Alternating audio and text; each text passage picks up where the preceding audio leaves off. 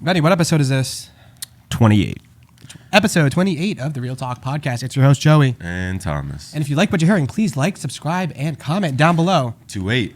Please comment. Yo, someone commented from the wedding that you shouted them out. They're like, oh, thanks, TP, for the wedding. What?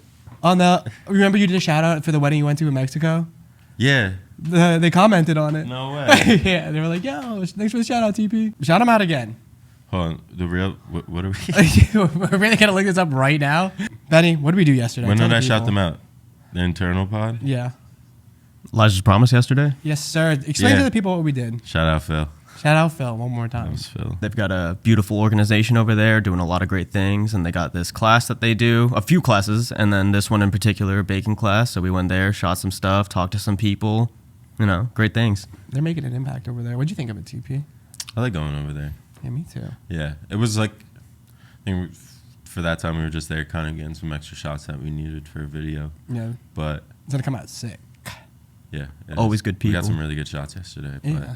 And then Friday, we're back there. Back there, we're going to the soup kitchen. Soup kitchen. So Making we some are content there. capturing. First round was capturing their baking and cooking class that they have at nights, and then next time around we'll be capturing the soup kitchen aspect of what they do and That in-field Yeah, stuff. definitely Which I in-field. need. yeah. I mean we're a part of it ourselves. Oh, yeah, we did it. That's how we got the job. Isn't that crazy? We volunteered. Yeah. Yeah. It What all else? comes back around. What else? What else? We got multiple podcasts today. We're going to... We have multiple podcasts today. We're starting. This is a good week for us. We're able to kind of catch up on things. We got a new hire. New hire, Michael. Shout out, Michael. Shout out. You're probably watching this, Michael. We're cutting this up. I hope you're Or cutting this what up. you're doing right now. Oh man. But anyways, TP. I got a lot of good feedback from the John Mopper podcast. People were loving it. Oh, they loved them. I got a text message like left and right, like great podcast. Tuning into the John Mopper podcast. Yeah. So And it's crazy now that people are reaching out to us to do the podcast. Like, oh, I want to come on the podcast. It's crazy how you have to do so many podcasts for like people to like, all right, cool, I actually want to be on this. it's a good place to just talk. I feel like Just vent. yeah. I mean, we have like fun. We can talk about serious stuff. We can shoot the shit. Mm-hmm. But at the end of the day, we're just trying to talk to some real folk doing incredible things in this world and just getting their perspective on what they do and how they do it. And it's just a real talk, hence the name. And it's a real talk, but if you like real ones, we can bring it back for you. I personally like it. No. No, Joe said no. All right. All right. You want to rip it? Who do we have on today? Today, we have Carlos Ruiz, a multi-award-winning mixologist and hospitality industry consultant with over a decade of experience with more than 24 cocktail competitions won. He creates custom cocktails tailored to individual restaurants and specific styles. With over 32,000 followers on Instagram and TikTok, Carlos is a cocktail influencer who has caught the attention of A-list celebrities like The Rock, Shay Mitchell, and Aaron Paul. Everybody welcome Carlos Ruiz, a.k.a. Cocktails by C. What's going on, man? What's going on? How are you? Gotta say what's up to Tate. Yeah, you have to. So what's up, guys? How are you? How's everything? I can't complain. I gotta tell you, it's been a crazy morning, but I'm here. I love that you made it happen too on such a short notice. Yeah, man. Of course. I mean, anything for you guys. Yeah. You guys- Even though we just met. So I read you're from Peru, right? Yes. How was that? Oh man, Peru. I mean, so I was born in San Juan de Miraflores in Lima, and then I moved to the States when I was 8. So my childhood was in Peru, but most of my childhood was here in the U.S. But I grew up in Queens, so I lived in Queens for a bit. I guess until I was 14, 15, and then I moved to Boundbrook, which is pretty close to here to the studio. Oh, hell yeah. Yeah. Was there anything like growing up over there that you still carry with you today, whether it's like, Oh, 100%. I mean, the culture, the food, and one of the most famous drinks in Peru, apart from pisco sours, the chicha morada. So for everybody out there that doesn't know what chicha morada is, it is a purple corn drink that's made with, obviously, purple corn, which gives it this beautiful purple color. You got pineapple, green apple, cinnamon, clove, lime, sugar. I describe it as, let's say, Christmas on the beach. Fantastic thing, and you can mix it with anything that you want. is it a good place to go visit? Oh, Peru, 100%. Yeah, you got to go to, obviously Lima. You got to go to Machu Picchu, Cusco. But then there's other places that, I highly recommend Like Ica. Ica is fantastic to go in. Also try, some sand surfing in Peru, really popular. Hell Yeah. One of my best friends is Peruvian. He put me onto ceviche. Yeah, man. Ceviche is fire. Oh my God, that's one of my favorite things, man. When there's, I always find an excuse to eat Peruvian food. Yeah. When I talk to my wife, I'm like, "What do you want to eat?" And I'm like, "I hope she says Peruvian. I hope she says Peruvian." It's so good. I mean, Peruvian cuisine is just such a mixture of a lot of cuisines. So you have like Japanese influence, you have Italian influence, you have South African influence in the Peruvian cuisine, which is insane. So it's just a mishmash of everything, and it's just so delicious. Is there any go-to places around here? Ooh, man, I don't want to single anybody out. I know a couple places. Plainfield's I'm just gonna say, just location. So Plainfield, great spot to grab some Peruvian food. But then in Brooklyn, I mean, that's they got this one place called I won't say any names of the restaurants, but I just love them all. Everybody has their own little take here and there. And if you go to a Peruvian spot, you're gonna get big portions. So it always makes me happy. You're gonna have to tell us off camera where to go. Yeah, of course. And Joe knows I love taking home leftovers. So Oh, my those God. big portions are right up my There's a alley. spot over here. I think it went out of business, like right on 28. It was like Inca Grill or something like that. Okay, yeah, I remember that spot. Yeah, I think they changed it to Chicken Palace. Chicken Palace. I've never been. So when did you first get into mixology and like? Oh man. I mean, whether it was from the first time that you had a sip of alcohol, whenever that might have been. Yeah, I mean, sip of alcohol. Probably 7, 8 in Peru. Some beer, some pisco. But it's pretty normal over there. I mean, What's the age over there? I believe it's 16 and you could have your own drink, but don't quote me on that. It all started when I started working at Frank's Pizza in Boundbrook. So Shout that out was Frank's. man. Shout out Frank's. Man, I started there when I was 14. I started in the back, kind of just cleaning some dishes. Then I went on to be a server because I knew English, and they put me up there. I did very well. And then I wanted to learn how to make some pizzas. So they put me up in the front, started making some pizzas, cashier, and all that. And I worked at Frank's from 14 to 18.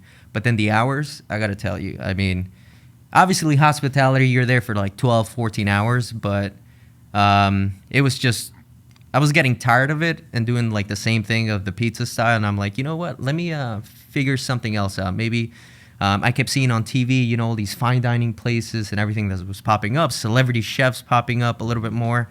I went on Craigslist, typed in fine dining restaurants they were hiring. So the first thing that popped up was the Ryland Inn in White House Station. And I applied, completely lied on my resume. I'm like, yeah, I know how to do this. I know how to do this.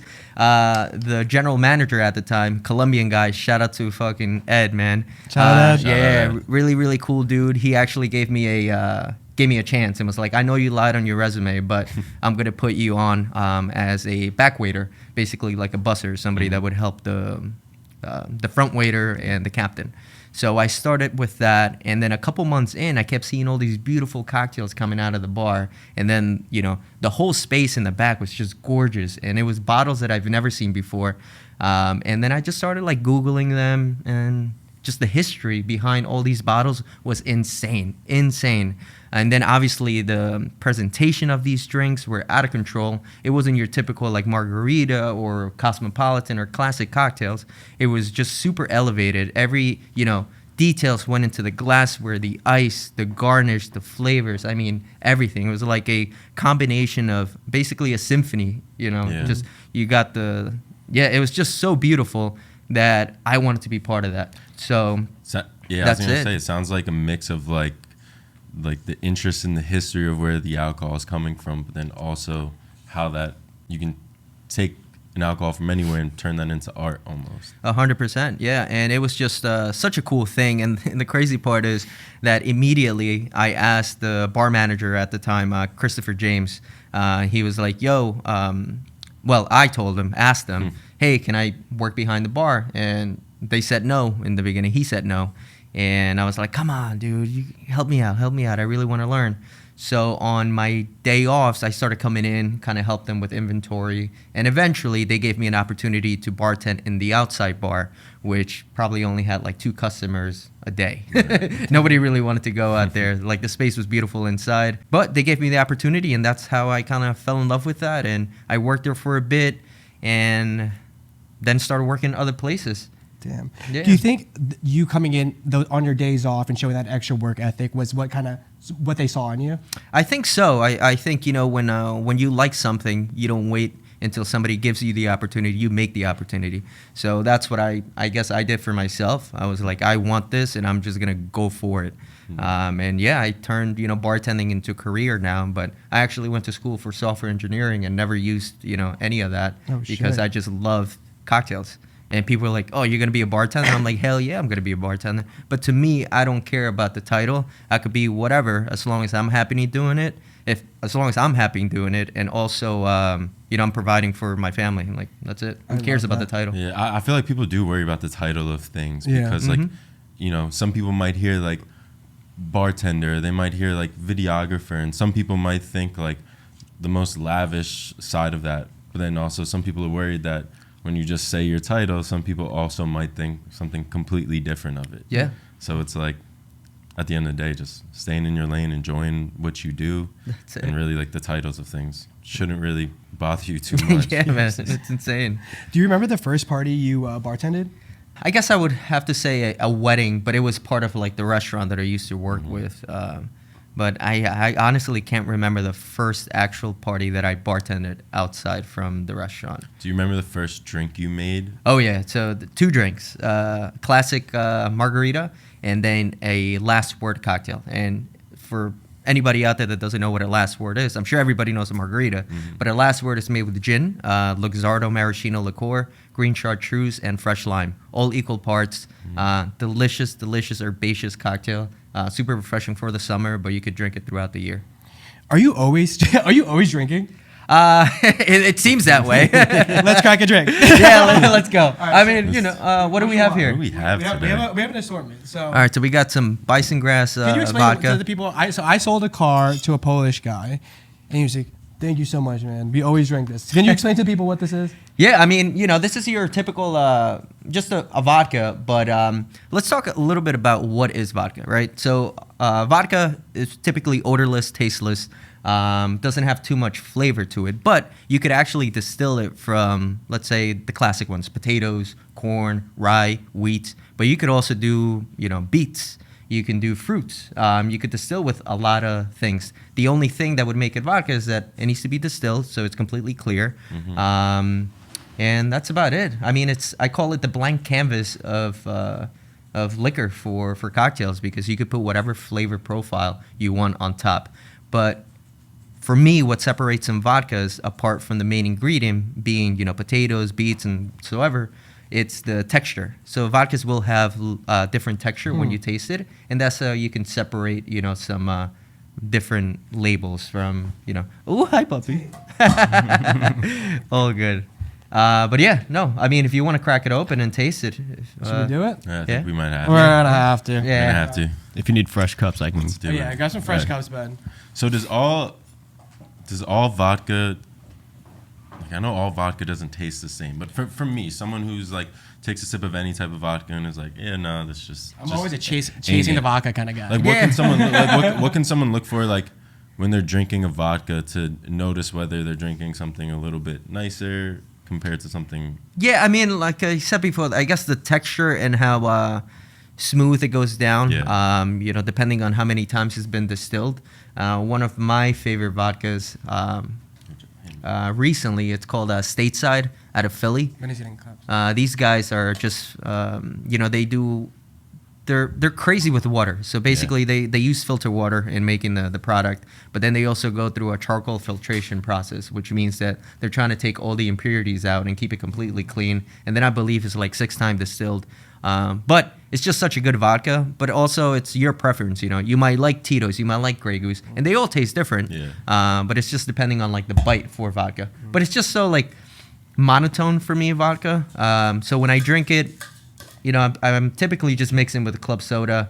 You know, if you want to keep the calories light Yeah. and stuff like that. I'm It's a a great, I'm a great, tequila great club thing. person. Yeah, man, I love tequila, and that's another topic we'll get in after we cheers with 100%. with some Yeah, vodka. pours Man. up, dude. cheers with this and get into the rest of it. Yeah, this man. is a first. This If is a that's not first. me, I would never do this in any- That's fat, dude. Yeah, that's a big, that should be my pour. There you go. Then pass that one down. Yeah. I'll take it. Give me like half of that. Oh my That God. bison grass. Yeah, it's the bison grass. Yeah. Oh, No, but man. you know, it's Give one to Benny too. yeah.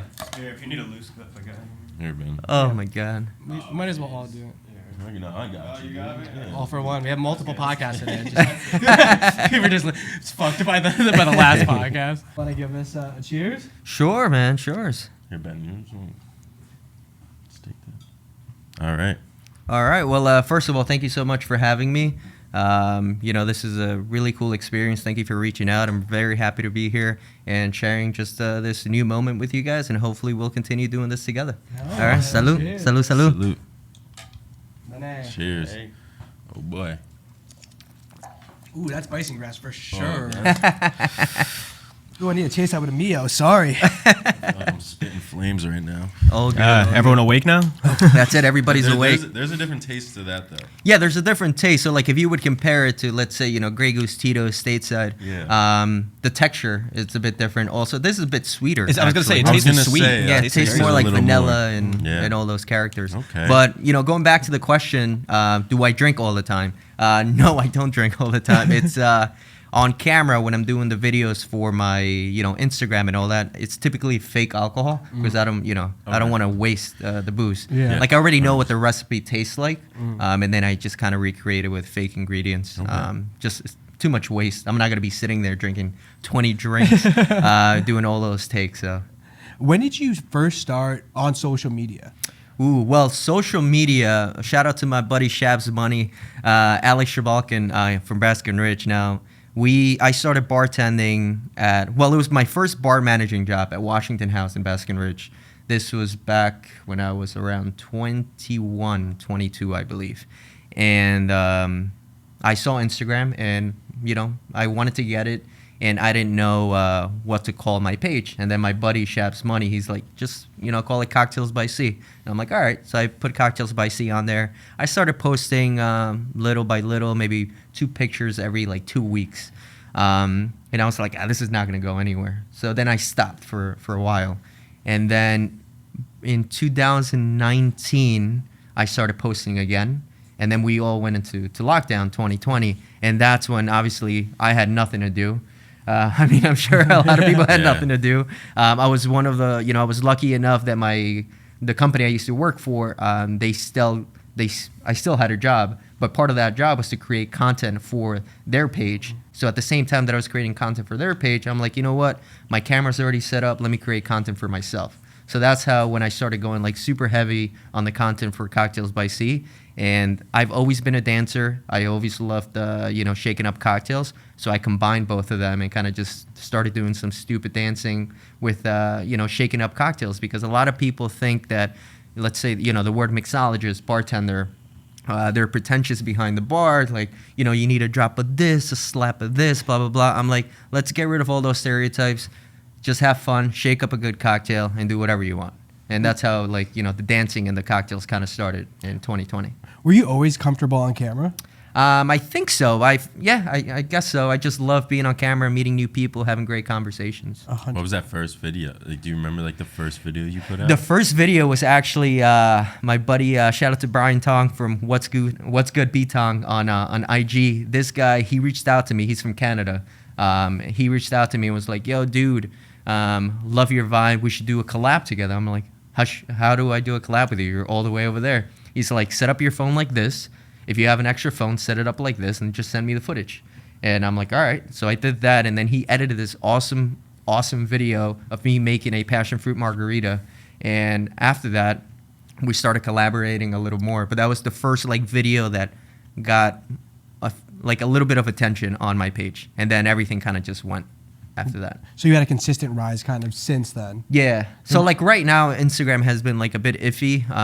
The views have been a little lower, but also never let that stop you. Just keep posting, Yeah. especially if you personally like your content and you're giving something out to somebody else that might be educational or maybe just a smile in the morning. Just keep doing it. Forget about the views. Forget about that. It's just the connection. Even though you're not next to me, the connection that you might give to somebody else out there. Yeah, it's crazy. There's really like I mean, even when we're like kind of coming into ourselves on our social pages and YouTube and everything, and even with that, you're starting to get people that you know are tuning in, and it's almost like a little more of a push. Like, yeah, why would I stop? Like, Yeah. Even if it's one person or 1,000 people, like knowing that you're at least having an effect it can be a big driver for like the rest of it. Yeah, no, 100%.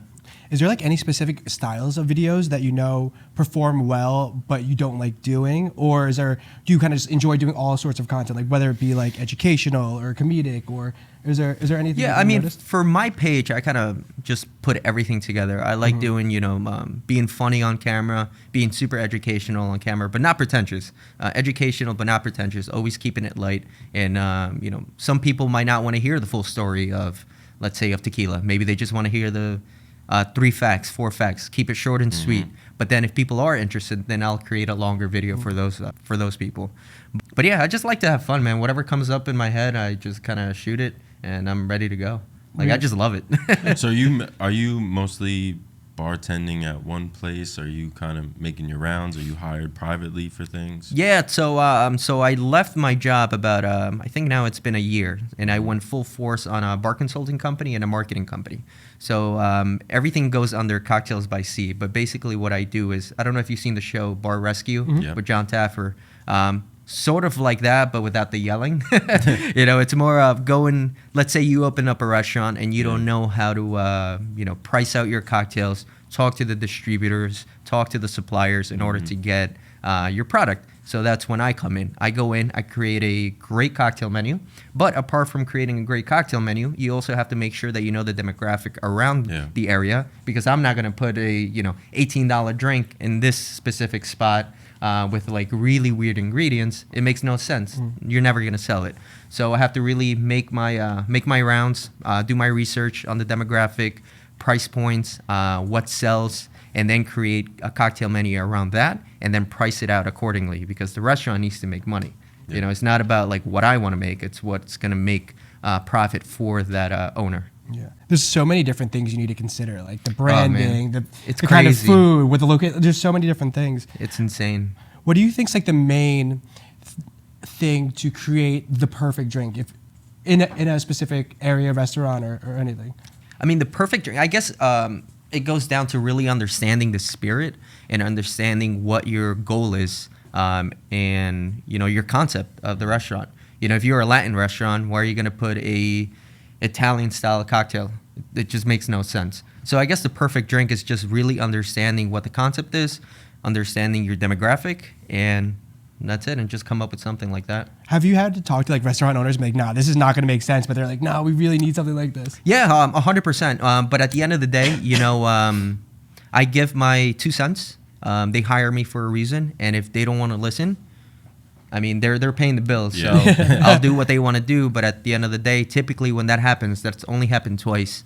It just doesn't work out. Yeah. So then we end up changing it, and I'm like, well, we could have avoided that in the beginning. But Yeah, it's kind of like us when we get revisions on videos. It's Yeah. like You try to do the best by the client, but Yeah. you're also trying to there are certain things that people in certain fields just may not understand as much as others, and working together to get that flow, I think, is the best thing. Yeah. right? 100%. Is it hard to stay consistent with so many different pieces of content that are needed in social media, between like YouTube, TikTok, Instagram, Facebook? Is it hard to stay consistent, or do you kind of have it figured out where you have everything systematized? And I try to, but it's still hard. There's just so many apps out there, and there's so much content, and it gets overwhelming at times. So what I like to do is shoot ahead, maybe like a month ahead, to have all the videos for that full month, and then kind of stay on top of that. But it does get overwhelming.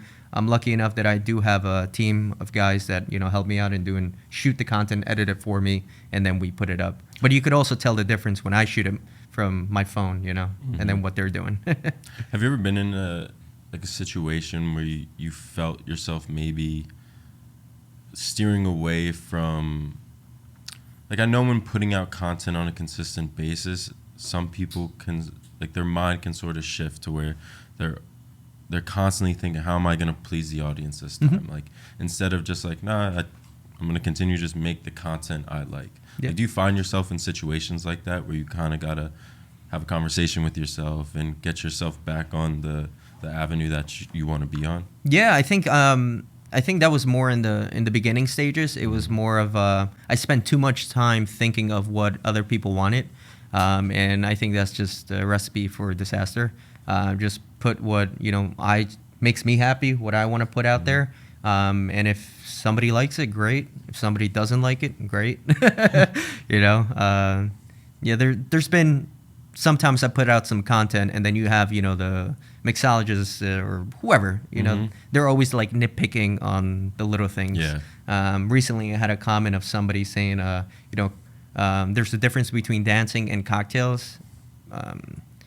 I forgot how he worded it, but it was basically saying like, you shouldn't be doing that while making the cocktail. And I'm like, why not? Fuck off, dude. Yeah. There's someone else that you can go watch elsewhere that's not dancing, making cocktails. Yeah, so in like the nicest way possible, I was like, hey, listen, we're in the hospitality industry. We're here to make people happy and have them enjoy their time. And that's it. You never want to confront them. It's because that's just another recipe for disaster. It's more like just a nice comment and call it a day. Yeah, it's always you just kill have him to with take kindness. you have to take the high road. 100%. And it's easy to get sucked into like the moment, and be like, oh, well, I took the high road 20 other times. Like, continue to take the high road. Like in the long run, it pays off. Yeah, it's not worth it. Yeah, you'll be laying down later on like, I knew I shouldn't have even bothered, because like. It takes some like mental fortitude, but you gotta tell yourself there's just people sitting around out there that are just looking to nitpick. Like, 100%. Especially the people that are at the height of their industry or whatever it is. Someone that they feel is like getting all this praise. They're like, oh no, I can't, I can't stand to see I will this. not be here and stand this any longer. Oh god, it's like sad at the end. It's just people are just miserable and they have to try to take it out on other people. It's just That's like, awesome that there's people out there like you that are saying, forget all that. I'm gonna continue to be happy doing what I do. Yeah, man. And that brings me to a point, I guess, growing up. I mean, I was definitely not like that. I was just very angry, I guess. Back in anything would piss me off. Yeah. But I guess that's, coming from New York, I guess you got that. We have that attitude. But then coming to New Jersey and all that stuff, I started like calming down a little bit. So now, honestly, I wouldn't say nothing bothers me, but I don't let anything get into my head as much as before. Now, how are you staying up with all like the constant trends in your business and finding whether it's new drinks or stuff like that? Like, are you traveling? What's that sort of look like for you? Yeah, so I've been fortunate enough that when I started the bar consulting company, I had a few contacts that I kind of reached out to and kind of asked them if they needed help revamping their cocktail menu. And I've been fortunate enough that now I'm up to 35 restaurants that I've been since starting this year, developing the cocktail menu in the way. And also, I never copy the same cocktail at any of these places. The cool thing is just food. So just going to restaurants, because the way I come up with recipes is by trying out different dishes. Because in my head, if it tastes delicious on a dish with those same flavors, how come it cannot taste the same way in a liquid form? So I start grabbing whatever chefs are doing and kind of putting it together in a drink portion. do you ever have like, how people have like writer's blocks or like mixology blocks where you're like, oh shit, like what the fuck do I put in here? 100%. Yeah, it's sometimes I just start repeating. It's basically the same recipe, and I'm like, didn't I just like do this? So yeah, it's tough sometimes, especially if I don't want to repeat the same cocktails. Especially when the classics are so good. Like I know, man. That's what they're classics. Yeah. It's tough, but TV has helped with all these food shows. Instead of going to some restaurants, you could just watch on TV. But reading a lot of books, man. One of my favorite books, Flavor Bible, highly recommended. It basically breaks down everything. So let's say you're talking about a carrot, and then it tells you all the flavor profiles of that carrot and what it would pair with and certain things like that. It's amazing. One of the best books I've ever read. Yeah. Are there any other like mixologists, like influencers or authors or just mixologists in general that you look up to? There is. There's a lot to there's a lot of guys and girls that I really follow on Instagram to really learn. one of them, Likeable Cocktails. She is fantastic. She won, I think she won a competition called, the biggest cocktail competition. It's called World Class. And basically, if you win this, you're number one in the world. And she won it. And just the recipe she comes up with, they're fantastic. But the best thing about her is that she's not pretentious. She's very like, drink what you want. You have a lot of people saying, don't drink Pappy Van Winkle with club soda or, Coca-Cola. Don't drink this expensive tequila with this. Like, don't tell me what to drink. I mean, if that person can afford it and they're willing to spend, I don't know how much money on these products and mix it with whatever they want, great.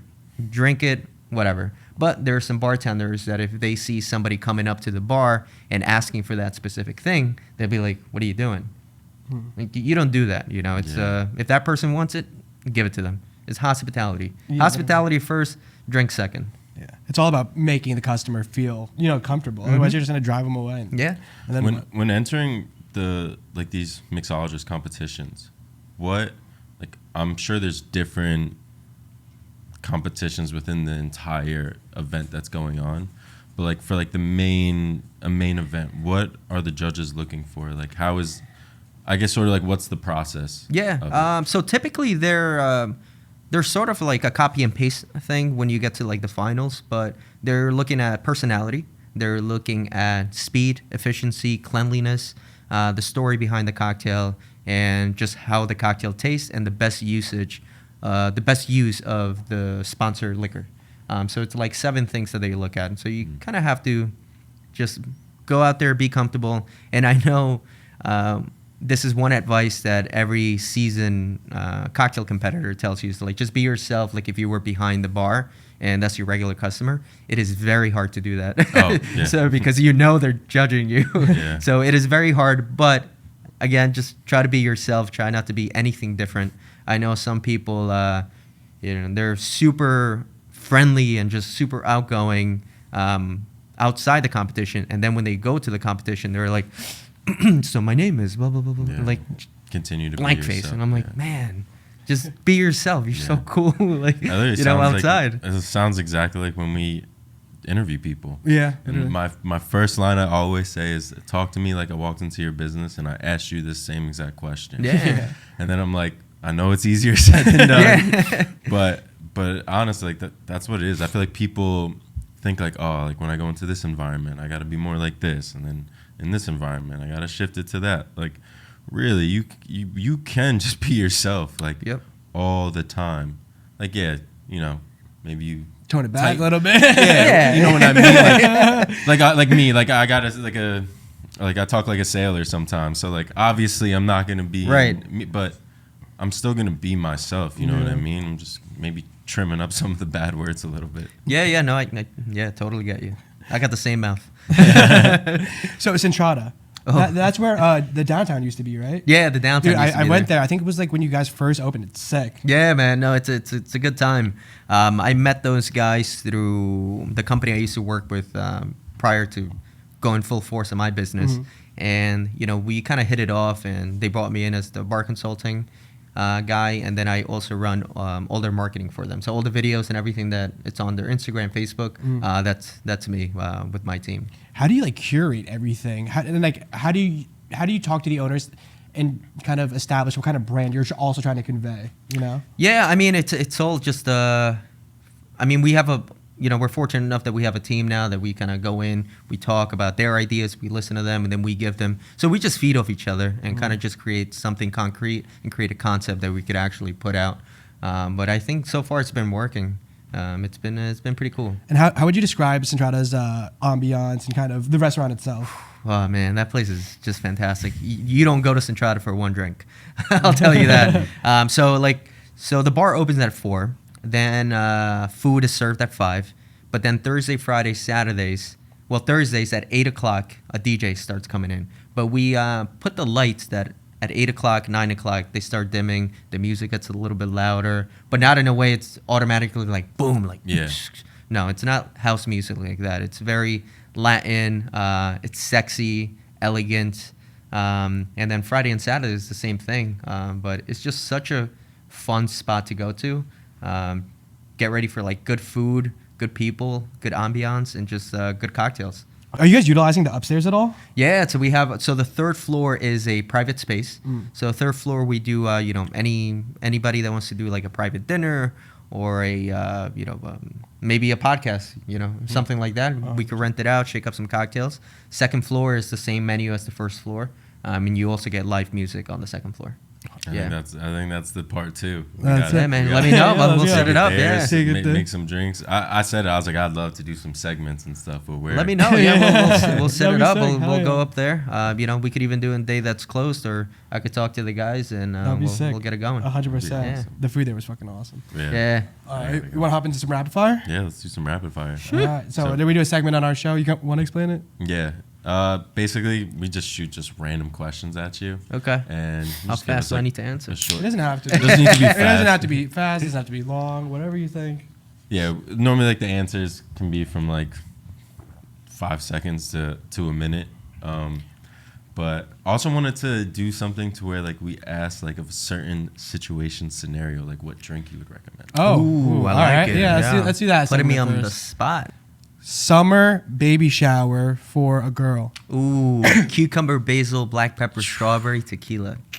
Ooh, wow. All right.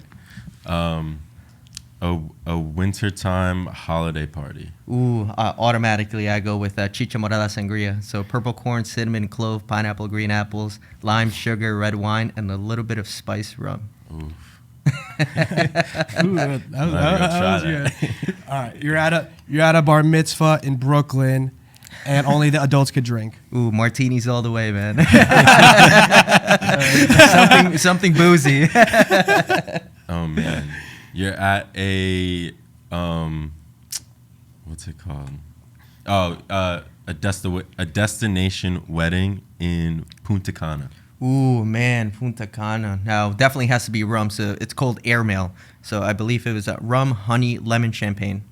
Delicious. Woo. All right, we're switching up the birthday parties. You're at a quinceañera. Cool. And what drinks are you making for the adults? Tequila straight. Clip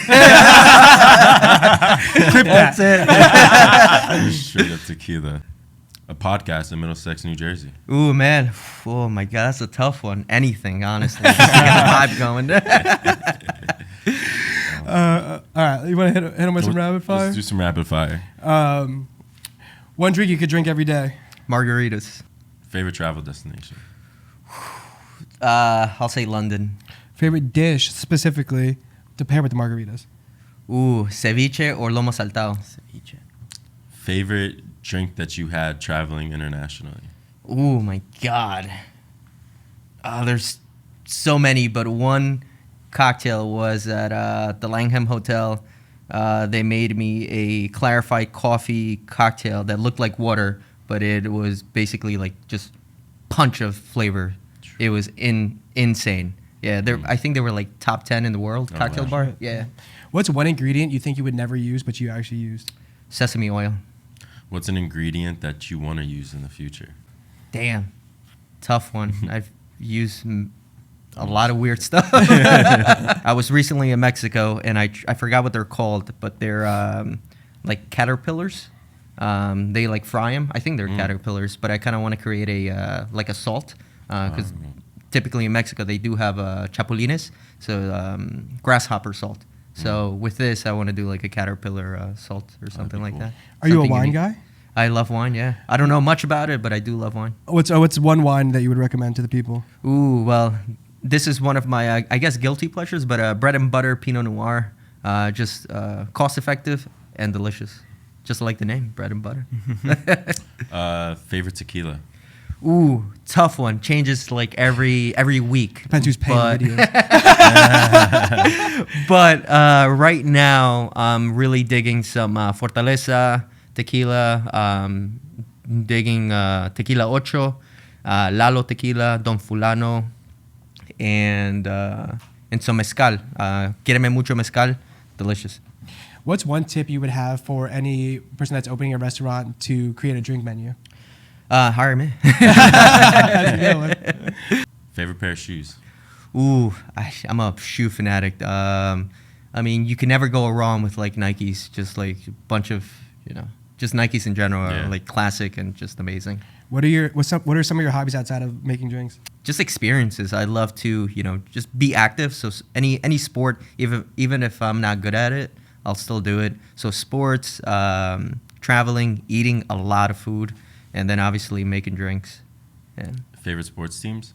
Ooh, Yankees. Yeah, Yankees. That's. I only watch baseball. Never really got into like basketball, maybe because of my height, you know. So. Favorite pizza place in the area? Ooh, well, there's Delicious. Delicious. Yeah. Yeah, man, Delicious, baby. Ooh, I drive That 45 wait- minutes just to eat shit. that pizza. That wait became crazy I after know. Portnoy went. Yeah. Really? Yeah, Delicious is because awesome. it got one of his Sorry, highest Meredith. rating. It tied. Yeah, but No, Frank's my Frank Somerville. still has a little piece to my heart. You know, Frank's Pizza, Shout out because they Frank's. give me Didn't my we first shoot job. at Delicious? Yeah, we did. Yeah, we didn't even try a piece of pizza. What? You have to. It's Yeah. so good. No, I've tried it before. I'm from haven't. Bridgewater, so it's like I gotta try it. Well, I live like near like the Princeton area. Yeah, I Is love there Princeton. Any bar in Princeton? Yeah, well, I used to work at Agricola in Princeton, right Oh, next okay. to the university.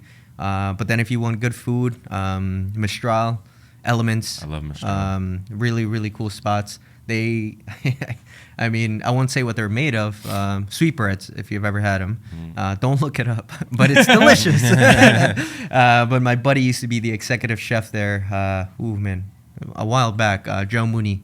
And he made these teriyaki, I think, glazed with soy sauce sweetbreads. And I ate like 3 plates. what's the funniest thing you've seen when bartending? Oh man, can I say anything here? You Yeah, say you can anything say you whatever. want. Bartending. Couple was having sex on the left side. Nice. Yeah. Wait, outside? No, like the On bar the is bar? here, and then everybody. It's big club, you know. Yeah. And then they were having sex literally next to the bar. Did you say anything? How does that even? At that point, I'm like, I'm just in the You weeds. let it shit. ride. It's like as above my pay grade. I'm like, Yeah, I'm like, I just turn like, I'm like, whatever. I'm just, Let him I was, finish. I was too busy. Yeah, Yeah. at least let him finish. You know. What's the Good guy over here. yeah? What's the craziest request you've ever gotten?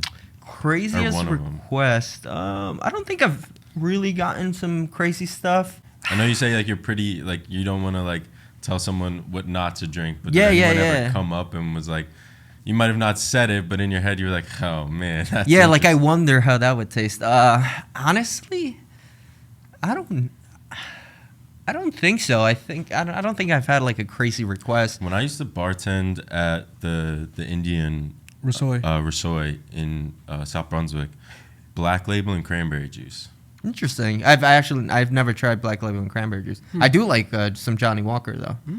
Yeah. It's What's good stuff. what's one overrated drink and one underrated drink?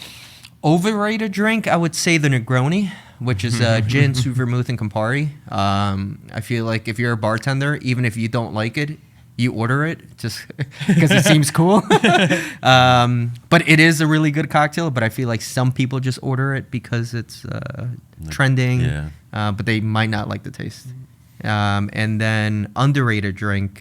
Anything with egg whites, I guess. Some pisco sours. Super Okay. classic in Peru. Delicious. But people don't like egg whites. Yeah. Sometimes. Or they might just be freaked out about it. Yeah. But it doesn't taste like anything. It just gives it texture on top. What makes a perfect margarita? Ooh, well, first of all, fresh lime juice. Please don't go out and buy the bottled lime juice. That lime will make a big difference. And then obviously the ratios. Fuck one, marry one, kill one. Tequila, bourbon, vodka. Well, definitely marry tequila because I can't live without it. Fuck some bourbon. And who cares about vodka? We're killing vodka. Kill the vodka. This is like the most rapid fire we've ever done. I know. I love it. What's one piece of advice you give your younger self? Ooh, don't take yourself too seriously and don't listen to anybody's stupid opinions. And a piece of advice you'd give your older self. Ooh, keep doing what you're doing, and yeah, just keep on that. Don't let any other negativity just try to cloud you. Just look straight. That's it. What's one piece of advice for someone that wants to be a bartender? Buy some books or go to YouTube. Nowadays, you have all these recipes on YouTube, and you could literally just learn so much from the internet. But don't let that fool you, though, because you might be knowledgeable, but when you're behind the bar, it's a completely different game changer. So I would say work your way up. If you're working at a restaurant, work your way up and try to get behind the bar as a bar back and do all the prep. So that's how you learn. Prepping, and then eventually you'll become a bartender, because you got to learn how to do the syrups. You got to learn how to obviously juice. It's a lot of work, but if you really enjoy it, you can make a career out of it. Where can the people find out more about you? Yeah, so you can check me out at Cocktails by C on Instagram, TikTok, Facebook, LinkedIn, literally any social media at Cocktails by C. And if you want to give us a quote to close us out on that camera. Love what you do and keep on doing it. Cocktails by C, everybody. Awesome. Fire.